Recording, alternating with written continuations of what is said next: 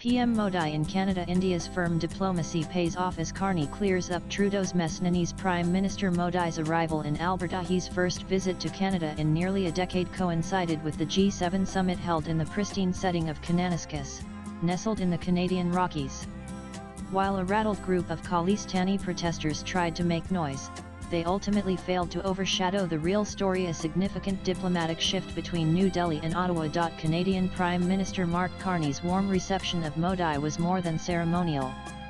It was a signal that Canada is turning a page. Notably, Carney acknowledged transnational repression, a term often used in Canadian parlance around the Hardeep Singh Nijjar killing. But crucially, he also mentioned terrorism in the same breath, recognizing India's consistent concerns about Khalistani extremists operating out of Canada. While answering a question about the Nijjar case, Carney treaded cautiously, saying that a judicial process was underway and he needed to be careful of making further comments.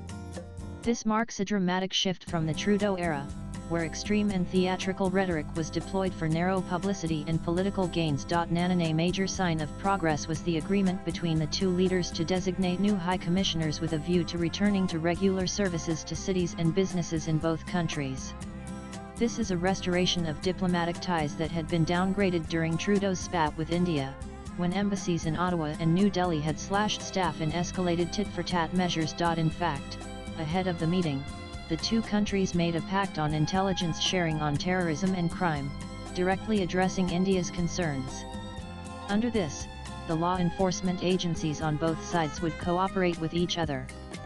For Canada, this can be sold as cooperation in the Nijjar case, but for India, this means cooperation on countless terror and crime cases involving Khalistanis and other criminals, not to mention a road to their extradition. This moment marks the success of Modi's steady, firm, and patient diplomacy. India has remained consistent in its stance on terrorism, extremism, and criminal syndicates, and never wavered even when faced with Trudeau's political theatrics and international mudslinging. Modi's maturity and firmness have paid off. He refused to dignify Trudeau's provocations, and instead let facts and India's red lines speak for themselves. Nanan Modi's last visit to Canada was in 2015, when Stephen Harper was Prime Minister. Harper had recognized the threat posed by Khalistani terrorism and chose to push trade and strategic cooperation with India. It was Harper's government that reversed Canada's position on India's nuclear program, clearing the way for Canadian uranium exports to India and doubling bilateral trade to $4 billion. But everything changed when Trudeau came to power. Under him, Canada slowly became a haven for Khalistani extremists. Cooperation with India on terrorism and crime diminished, and Trudeau openly pandered to the Khalistani lobby that propped up his minority government. The 2018 debacle, where Trudeau's India visit included a convicted Khalistani on his guest list, was just the beginning.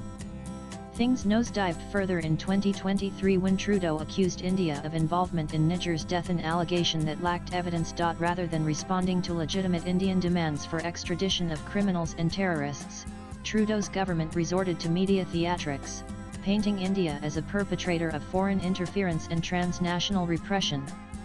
The result was the worst deterioration in India-Canada relations in decades. But Trudeau's political gambit has ultimately collapsed. His handling of India-Canada ties, driven more by vanity than statecraft, unraveled under pressure. Facing mounting criticism from within his own party, Trudeau was eventually forced to step down as Liberal Party leader. This opened the door for Mark Carney, who took the reins and led the party to victory even as Canada came under intense pressure from a confrontational Trump administration. Now, Mark Carney is not a man of showmanship like Trudeau, but a seasoned economist who has formerly led the central banks of Canada and the United Kingdom. Carney brings a different tone to Ottawa's own of measured pragmatism. His campaign had already signaled a rethink on India. Upon taking office, he quickly set about recalibrating Ottawa's foreign policy. Carney extended the invitation to Modi for the G7 summit, recognizing India's growing global influence. While the invitation was unusually delayed, it was finally issued and accepted, likely the result of intense back-channel negotiations. The delay in Modi's G7 invitation raised eyebrows. For a moment, it appeared that Canada might break with 5 years of tradition by excluding India. But G7 partners are believed to have pressured Carney to ensure Modi's presence. Excluding India, an indispensable global actor in economic supply chains, the Indo-Pacific, and clean energy would have sent the wrong signal. India, too, leveraged its position. It made clear that an invitation without guarantees and security, on Khalistani threats, and on actionable diplomacy would not be accepted. Once those were secured, Modi's trip was confirmed. According to sources, India made its expectations clear: any outreach must come with meaningful action, not just optics.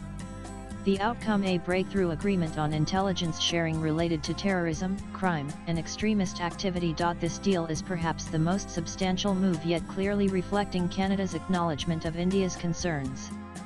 The Khalistani lobby is reeling. Their worst nightmare, a coordinated crackdown on their finances, networks, and protection, has begun to unfold.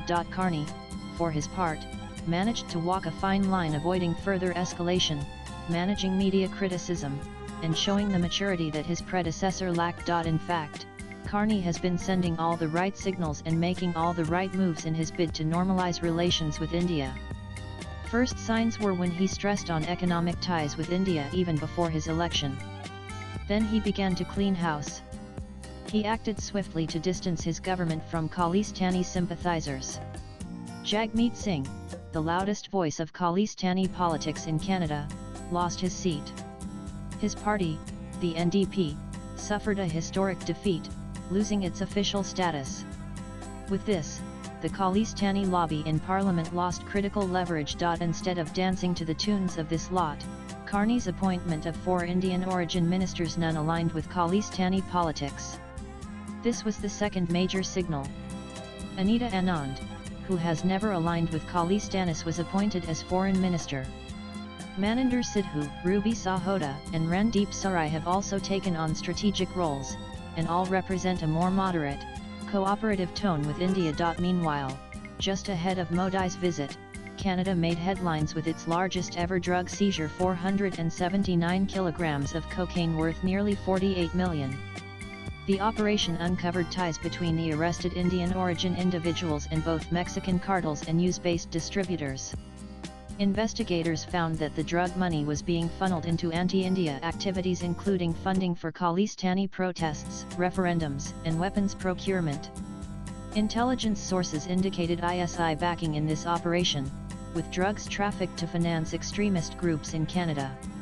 This bust not only vindicated India's repeated alarms but also pushed Canadian law enforcement to act decisively. Nanan Modi and Carney's handshake at Kananaskis was more than symbolic. It marked a potential turning point.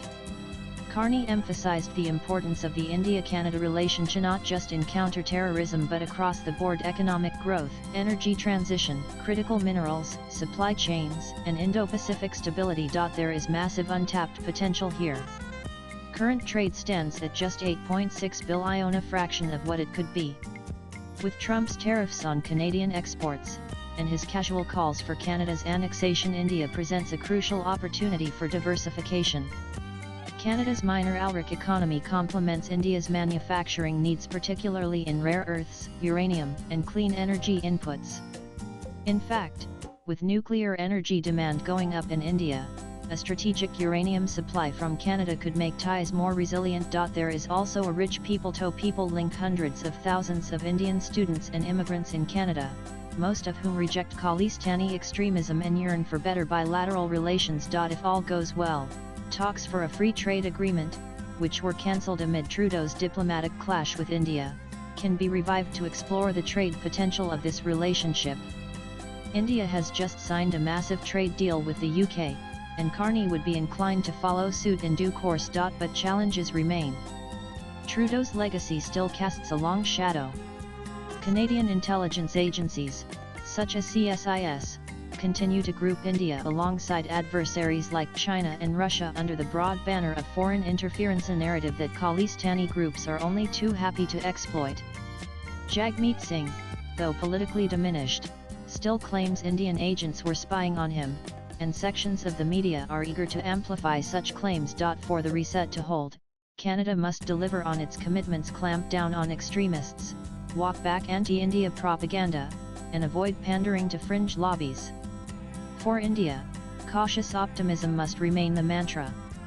The trust deficit won't disappear overnight, but this time, there is a reason to believe India-Canada relations had hit rock bottom. India's stern, no-nonsense diplomacy has ensured that Canada woke up to its red lines. With patience and grace, Modi strategically left room for Carney to make amends, and the new Canadian leadership ultimately did so the first chance it got. Now, both sides are speaking a common language: security, mutual respect, and economic partnership. Swipe left for next video. The G7 summit in Canada may well be remembered not just for its multilateral agenda, but for marking the moment when two democracies, once adrift, found a reason to reconnect and reconcile. The Khalistani veto on India-Canada relations is dead. It only remains to be seen if Canada can live up to its promises. Latest blogs.